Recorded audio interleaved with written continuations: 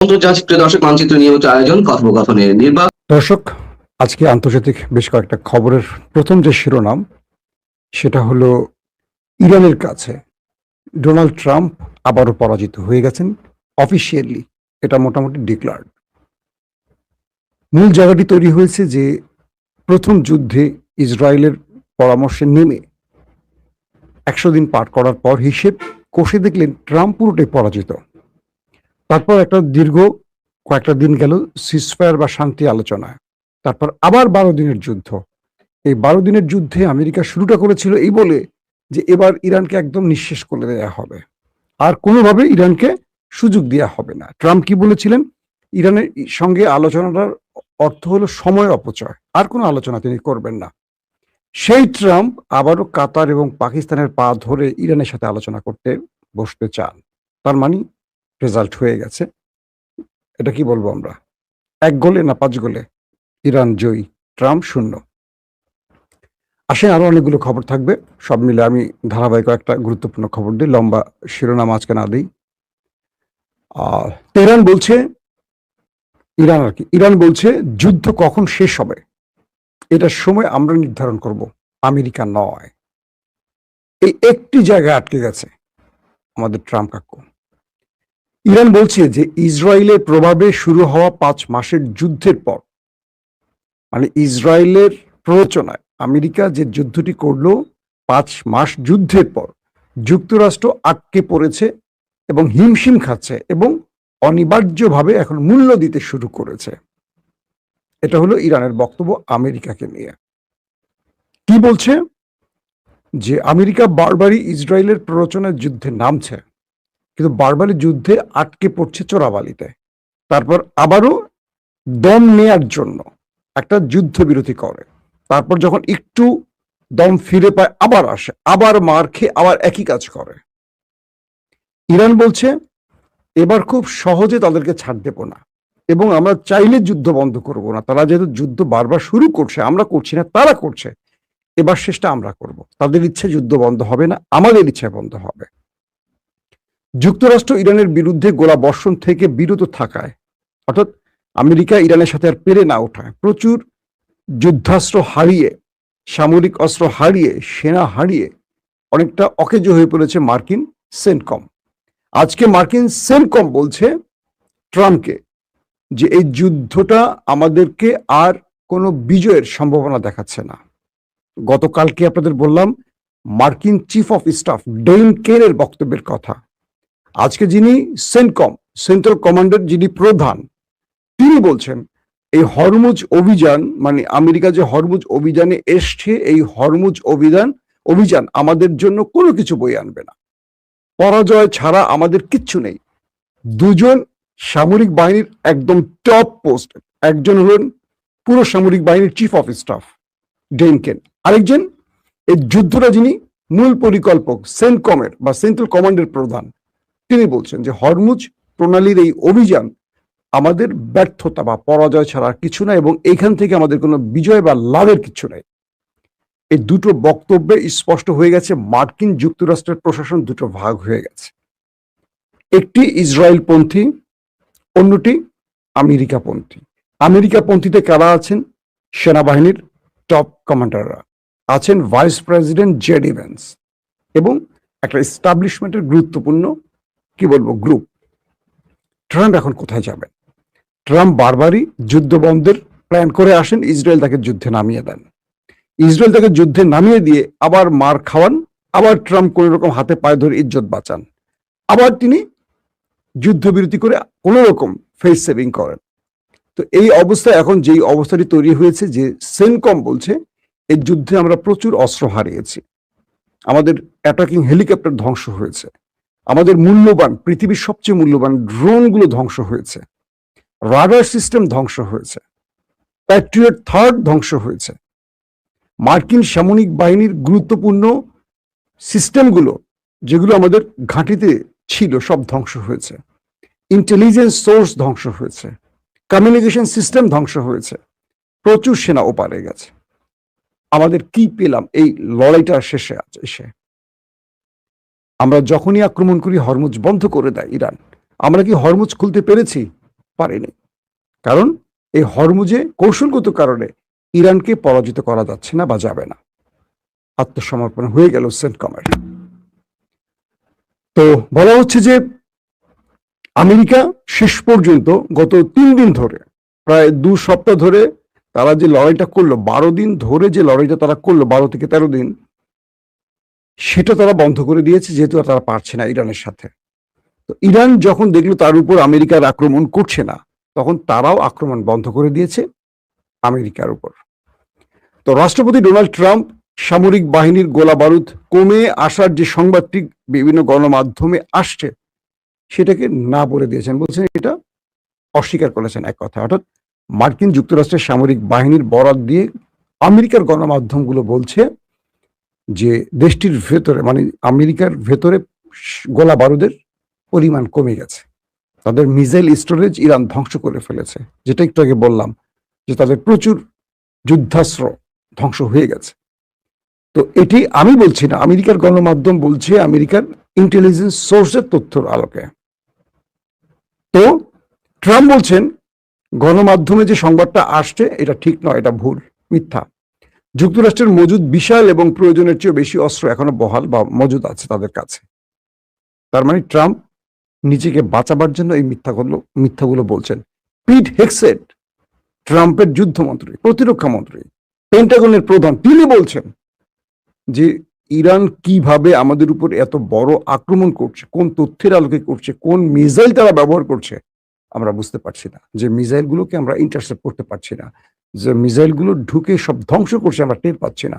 আমাদের third Patriot intercept করতে গিয়ে ক্লান্ত হয়ে গেছে, কিন্তু সঠিকভাবে সেই মিসাইল অ্যাটাক ধ্বংস করতে পারছে না। তাদের খাইবার শেখান বা তাদের আরো যে মিসাইলগুলো, এগুলো এত আপডেট ভার্সন ব্যবহার করছে ইরান এই মুহূর্তে, যেগুলোর সম্পর্কে আমরা আসলে ধারণা রাখছি না।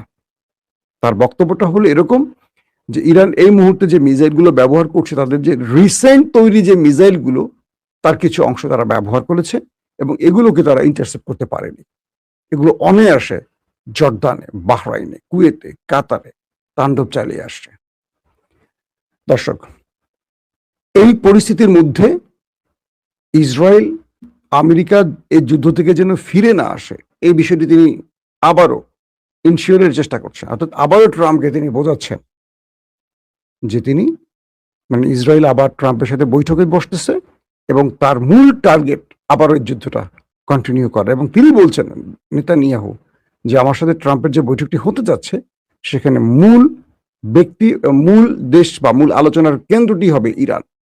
অন্যদিকে নাবলুস, রামাল্লায়, হেভরন এবং পূর্ব জেরুজালেমের মতো গুরুত্বপূর্ণ এলাকাগুলোতে ইসরায়েলি সৈন্য ও বসতি স্থাপনকারীদের অনুপ্রবেশ তীব্রতর হওয়ায় অধিকৃত পশ্চিম তীর জুড়ে অভিযান, গ্রেফতার এবং ঘরবাড়ির ধ্বংসের ঘটনা বাড়ছে।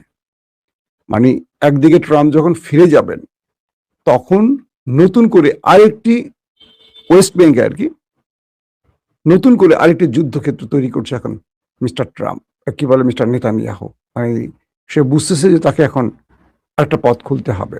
অন্যদিকে সাপ্তাহিক সংবাদ সম্মেলনে তেহরান যুক্তরাষ্ট্রের যুদ্ধের সমাপ্তি নির্ধারণ করতে দেবে না, এমন একটি ঘোষণা দিয়েছে তাদের মার্কিন যুক্তরাষ্ট্রে থাকা ইরানের প্রতিনিধি, অর্থাৎ পররাষ্ট্র মন্ত্রণালয়ের মুখপাত্র ইসমাইল বাঘাই। ইরানের দাবি এবং ইরানের বিরুদ্ধে আমেরিকার আগ্রাসী যুদ্ধ বন্ধের জন্য পাকিস্তান ও কাতারের আলোচনা পরিকল্পনা বিষয়ে যুক্তরাষ্ট্রের প্রতিক্রিয়া সম্পর্কে এক প্রশ্নের জবাবে মুখপাত্র বলেন, আমি জানি না আপনারা কিভাবে ভাবছেন যে তারা এই যুদ্ধটি পরিচালনা করবে। যে যুদ্ধটি ইরানকে আত্মসমর্পণ করতে বাধ্য করার জন্য শুরু হয়েছিল, কিন্তু তারা গত 5 মাস ধরে এই চোরাবালিতে আটকে গেছে। মানে আমেরিকা ইরানকে আত্মসমর্পণে বাধ্য করার জন্য যুদ্ধটা শুরু করে নিজেরাই এখন আত্মসমর্পণে বাধ্য হয়েছে, চোরাবালিতে আটকে গিয়ে। ইসমাইল বাঘাই একদম স্পষ্ট কথাটি বলছেন এবং তিনি বলছেন ইরানের সঙ্গে ইসলামাবাদ সমঝোতা স্মারক লঙ্ঘন করে যুক্তরাষ্ট্র 1 বছরে 3য়বারের মতো কূটনীতির সঙ্গে বিশ্বাসঘাতকতা করেছে।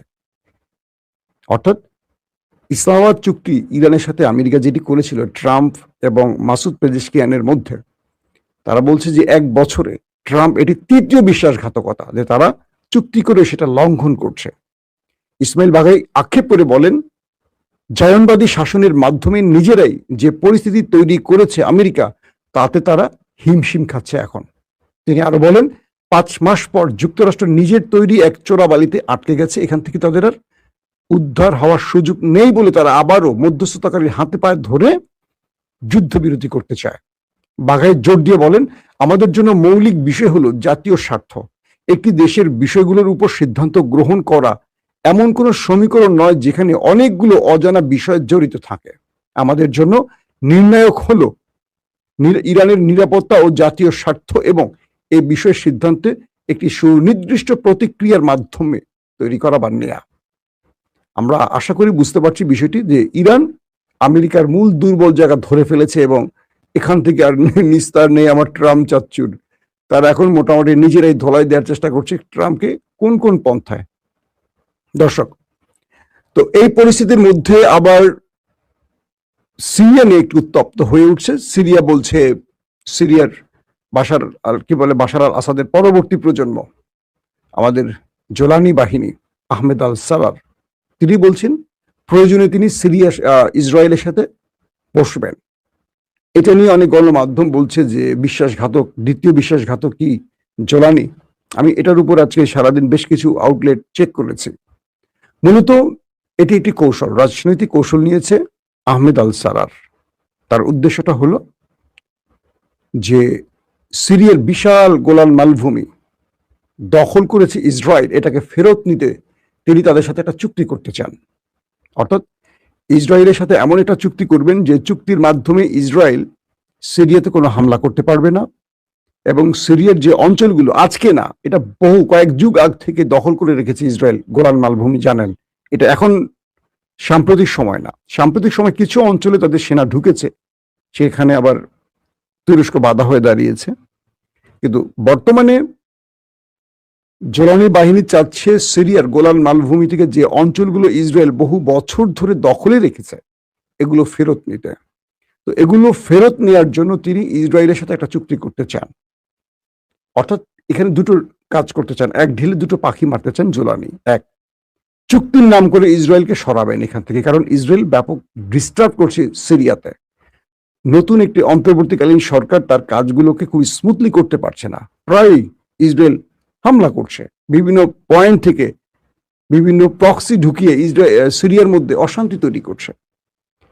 তো এই কৌশলটি নিতে চায় যে একটা আলোচনা বা শর্ত বা একটা চুক্তির মধ্য দিয়ে ইসরায়েলকে সিরিয়া থেকে দূরে রাখা। এক, দুই, গোলান মালভূমিকে ফেরত নেওয়া, যেটা সিরিয়ার মুসলিম ভূমি। তো এই দুটোর জন্য তাদের সাথে একটা চুক্তি করতে চায়। এখন এটাকে আপনি কিভাবে দেখবেন? ধরেন বাংলাদেশের রংপুর বা সিলেট, দুটো গুরুত্বপূর্ণ বিশাল অঞ্চল ভারত দখল করে ফেলেছে, তার শক্তি আছে, দখল করে ফেলেছে। আমার দেশ পারেনি সেটা রক্ষা করতে, দীর্ঘদিন পারেনি।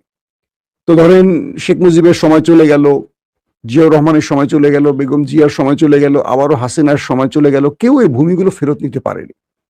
তারেক রহমান ক্ষমতায় বসে চিন্তা করছেন যে ওদের সাথে শত্রুতা না করে যদি একটা আলোচনা করে এই অঞ্চলগুলো ফেরত নিতে পারি এবং ওরা আমার দেশের মধ্যে যেই ষড়যন্ত্র, এখান থেকে যদি ওরা সরে যেতে পারে একটা আলোচনার মধ্য দিয়ে, তাহলে দেশের ভূখণ্ড ফেরত এবং দেশের মধ্যে শান্তি শৃঙ্খলা ফিরিয়ে আনার একটা কাজ হতে পারে। ঠিক এই উদ্দেশ্যটা আহমেদ আল সারার, এ পর্যন্ত বিভিন্ন গণমাধ্যমের তথ্যে এটুকু আমি বুঝতে পেরেছি। কারণ আহমেদ আল সারার কখনো ইসরায়েল পন্থী হতে পারে না। যারা বলছেন যে তিনি ইসরায়েল পন্থী, মার্কিন পন্থী, তারা ভুল। তিনি কোন পন্থী সেটা বুঝতে গেলে আপনাদেরকে একটু তুরস্কের তুরস্কের দিকে নজর রাখতে হবে। তুরস্ক কি চাইছে? মূলত সিরিয়া তাই চাচ্ছে যেটা এরদোয়ান চাইছে। আর এরদোয়ান কি চাইছে সেটা হয়তো আপনারা অনেকে বোঝেন ইতিমধ্যে। তো দর্শক, আশা করছি যে সিরিয়াতে ইসরায়েল যদি চুক্তি করে এটা সিরিয়ার জন্য উপকার হবে। বাট এই চুক্তিটা কখনো বাহরাইন জর্দানের মতো হবে না, যে সিরিয়াতে ইসরায়েল বা ইসরায়েলি সেনা ঢুকে বা মোসাদ ঢুকে এখানে পুরো কবজা করবে, তাদের নিয়ন্ত্রণে রাষ্ট্র চলবে। এটার কোনো পসিবিলিটি নেই, কারণ এই সিরিয়াটা মোটামুটি তুরস্কের কন্ট্রোলে আছে। তুরস্ক তাদের স্বাধীন করে দিয়েছে সকল শত্রুকে পিটিয়ে। যেখানে তুরস্ক সেখানে সিরিয়া থাকবে না, সেখানে নেতানিয়াহু থাকবে না, যেখানে এরদোয়ান আছে। এটা মনে রাখতে হবে আপনাকে। আপনি কার তথ্য, কোন গণমাধ্যমের তথ্য দেখবেন আমি জানি না, মনে রাখবেন যেখানে নরেন্দ্র মোদী সেখানে জামাত থাকতে পারে না। বিএনপি আওয়ামী লীগ থাকতে পারে, কিন্তু জামাত থাকবে না। কারণ ভারতের প্রধান শত্রু হলো জামাত ইসলাম। ভারত জানে জামাত ইসলামের উদ্দেশ্য কি, আর বাকি রাজনৈতিক দলের উদ্দেশ্য কি সেটা ভারত ভালো করে জানে। তাই তাদেরকে 5 বছর পর অন্তর অন্তর ক্ষমতায় একজন একজনকে বসাবে, কিন্তু জামাতকে বসাবে না, ইসলামী দলগুলোকে বসাবে না। তো কি করে আহমেদ আল সারারের মতো একজন ইসলামপন্থীকে এই ইসরায়েল মেনে নেবে? তো এখন যে আহমেদ আল সারার, তিনি খুব পড়াশোনা করা একজন লোক, তিনি একটা রাজনৈতিক অসাধারণ চাল দিয়ে বর্ষতা স্বীকার করতে বাধ্য করা। আর ইসরায়েল যদি এই কাজে সিরিয়ার পাশে থাকে, আপনি মনে করবেন এই সিরিয়া আগামীতে ফিলিস্তিনের জন্য অনেক বড় যে লিখে রাখেন, যদি আমি বেঁচে থাকি তো ভালো, যদি না প্রমাণ পাবেন। কারণ সিরিয়া স্পষ্ট বলছে লেবাননের উপর সিরিয়ার হামলা, কি বলে ইসরায়েলের হামলা, তারা এটা মেনে নিতে পারে না বা নিতে পারবে না বা নেবে না। মানে লেবাননের উপর যে ইসরায়েল হামলাগুলো করছে এটা মানবে না সিরিয়া, আহমেদ আল সারার। তো তুরস্কের একটা অসাধারণ মূলত জোলানি ইসরায়েলের সাথে এই খেলাটা মারছে, বা এই খেলা, এটা সৌদি আরবের আব্রাহাম অ্যাকর্ডের সিগনেচার নয়, এটা হলো রাষ্ট্রের ভূখণ্ড পাওয়ার একটা কৌশল। এমনটি বিভিন্ন গণমাধ্যম বা রাজনৈতিক বিশ্লেষকরা দাবি করছেন। দর্শক, এখন আসসালামু আলাইকুম। অনেকগুলো ব্রেকিং নিউজ রয়েছে আজকের নিউজে। মধ্যপ্রাচ্যের যুদ্ধে এবার যেন ঘোষণা দিয়ে নেমে পড়ল সৌদি আরব। ইরাকে ইরানপন্থী বিভিন্ন বাহিনীর সদর দপ্তরে একের পর এক যৌথ বিমান হামলা চালিয়েছে মার্কিন যুক্তরাষ্ট্র এবং সৌদি আরবের বিমান বাহিনী। অন্যদিকে গত 3 দিনের যুদ্ধবিরতিকে ভঙ্গ করে আবারও মার্কিন ঘাঁটিতে কুয়েতে বিমান হামলা চালিয়েছে, মিসাইল হামলা চালিয়েছে ইরান। পাল্টাপাল্টি যুদ্ধে রণক্ষেত্র পুরো মধ্যপ্রাচ্য। উত্তাপ ছড়িয়ে পড়েছে হরমুজ প্রণালীতে এবং যুদ্ধ ছড়িয়ে যাচ্ছে ইউক্রেন পর্যন্ত। প্রিয় দর্শক, আপনারা দেখছেন তুরস্ক থেকে প্রচারিত তুর্কিপিডিয়া নিউজ। আজ 29 জুলাই, মধ্যপ্রাচ্যের ইরান আমেরিকা যুদ্ধের সবশেষ পরিস্থিতিতে আজকের লাইভে স্বাগত জানাচ্ছি। সৌদি আরবের তেল ক্ষেত্র জিজান, যেটি প্রায় 4 লক্ষ ব্যারেল তেল শোধন করে প্রতিদিন, এই তেল শোধনাগারটি বন্ধ হয়ে গিয়েছিল ইয়েমেনের আক্রমণে। কিন্তু শুধু ইয়েমেন নয়, ইরাক থেকে ইরানপন্থী মিলিশিয়ারা ড্রোন হামলা চালিয়ে সৌদি আরবের আরেকটি তেল শোধনাগার ক্ষতিগ্রস্ত করেছে, এমন অভিযোগ ছিল ইরাকের ইরানপন্থী মিলিশিয়াদের বিরুদ্ধে। যদিও শেষ পর্যন্ত ইরাকের মিলিশিয়ারা দাবি করেছে তারা কোনো হামলা করেনি, হামলাগুলো হয়েছে ইয়েমেন থেকে। কিন্তু সৌদি আরব ইরাকে ব্যাপক হামলা শুরু করেছে। এই হামলাটি আসলে মার্কিন যুক্তরাষ্ট্রের একটি হামলা, তবে এই হামলায় যোগ দিয়েছে সৌদি আরব। সৌদি আরবের বিমান বাহিনীকে ব্যবহার করে মার্কিন যুক্তরাষ্ট্র ইরাকে ইরানের যত মিলিশিয়া বাহিনী আছে তাদের বিভিন্ন অফিসগুলোকে গুড়িয়ে দিচ্ছে। আমাদের কাছে এখন পর্যন্ত যেই ভিডিও এসেছে তাতে সৌদি এবং আমেরিকার যৌথ হামলায় ব্যাপক অগ্নিকাণ্ডের দৃশ্য দেখা যাচ্ছে।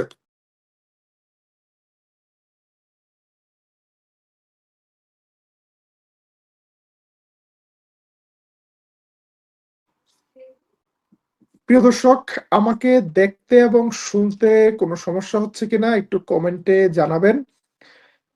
সৌদি আরবের বিমান বাহিনী আমেরিকার এই যুদ্ধে যোগদানের কারণে আমেরিকার যে সুবিধাটি হয়েছে, 1 নাম্বার সুবিধা, এখন এই বিমান হামলায় আমেরিকার গোলা বারুদ ব্যবহার করতে হবে না। সৌদি আরবের স্টকে যে গোলা বারুদ আছে সেগুলো ব্যবহার করেই মাছের তেলে মাছ ভাজতে পারবে আমেরিকা। গত কয়েকদিন ধরে ইরানের বিরুদ্ধে হামলা বন্ধ করতে বাধ্য হয়েছিল আমেরিকা, কারণ তাদের গোলা বারুদে টান পড়েছিল। আবার ইরানের মিসাইল হামলা ঠেকানোর মতো ইন্টারসেপ্টর ছিল না।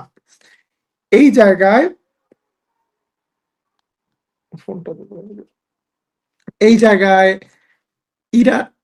ইরান বিরোধী শক্তির বিরুদ্ধে এবার যখন সৌদি আরবের বিমান বাহিনীকে ব্যবহার করতে পারছে আমেরিকা, তখন এটি অনেক বড় সুযোগ এনে দিয়েছে আমেরিকার জন্য। অন্যদিকে সৌদি আরবের বিমান ঘাঁটিগুলোকে আবারও ব্যবহার করতে পারলে ইরানের ইরানের বিরুদ্ধে হামলায় মার্কিন যুক্তরাষ্ট্রের বড় ধরনের সুবিধা হবে। এদিকে এখন পর্যন্ত এই হামলাগুলো ইরাকের বিরুদ্ধে হলেও কিছুদিন পর যে এটা ইরানের বিরুদ্ধেও হবে না তার কোনো গ্যারান্টি নেই। আজকে সৌদি আরবের বিমান বাহিনী ইরাকের যেই শহরগুলোতে হামলা করেছে, এখন পর্যন্ত আমরা যেই সংবাদ পেয়েছি তাতে কারবালায় হামলা হয়েছে, বসরায় হামলা হয়েছে এবং অনেকগুলো শহরে হামলা করেছে, তার মধ্যে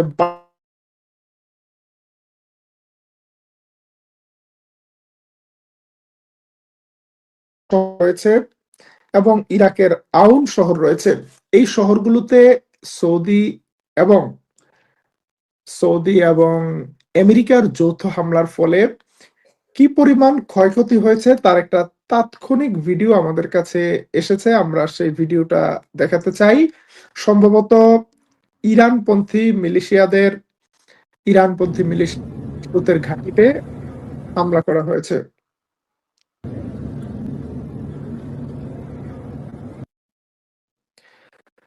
এদিকে গতকাল রাতে আবারও কুয়েতে আমেরিকান ঘাঁটিতে ব্যালিস্টিক মিসাইল হামলা চালিয়েছে ইরান। মার্কিন যুক্তরাষ্ট্রের সেন্ট্রাল কমান্ড থেকে দাবি করা হয়েছে গতকাল কুয়েতে মার্কিন ঘাঁটিতে দফায় দফায় ব্যালিস্টিক মিসাইল হামলা চালিয়েছে ইরান। যদিও আমেরিকা পাল্টা কোনো হামলা ইরানে চালিয়েছে এখন পর্যন্ত এই সংবাদ আমাদের নেই। এখন এই হামলাটি কি আসলে ইরান চালিয়েছে? এখন পর্যন্ত ইরানও সেটা দাবি করেছে, এইরকম সংবাদ আমরা পাইনি।